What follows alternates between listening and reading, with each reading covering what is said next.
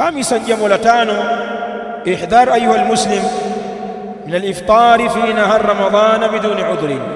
Nasaha nyingine ya tano muhimu kabisa kwetu sisi ambao tumediriki mwezi mtukufu wa Ramadhani.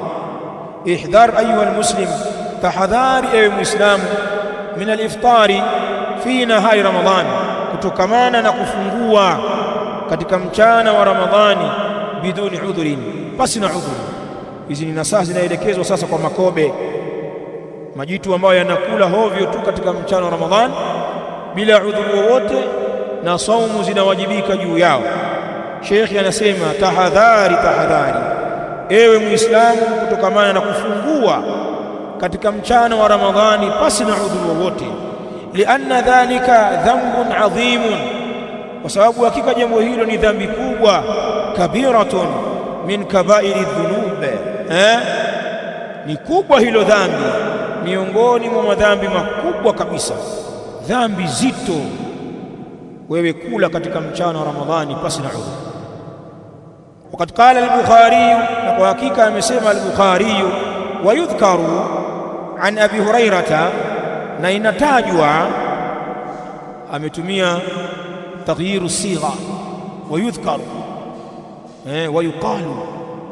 Lugha hizi zinaashiria kutokuwa madhubuti riwaya.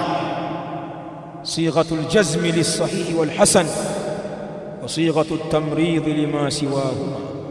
Wa yudhkaru an Abi Hurairata rafa'ahu, na panatajwa kwamba kutokea kwa Abi Huraira ameinyanyua hadithi hiyo kwa kauli hii ni marfu'un ani nabii sallallahu alaihi wa alihi wasallam, na wala haijaishia kuwa ni athar peke yake, ni kauli ina hukumu ya rafu. Inasemaje? Man aftara yawman min ramadhana, yoyote atakayefungulia siku moja tu katika Ramadhani, min ghairi udhrin, pasina udhuru wote, wala maradhin, wala pasina maradhi, hakuna ugonjwa, lam yaqdihi siyamu dahr, haitoilipa funga hiyo moja funga ya mwaka mzima.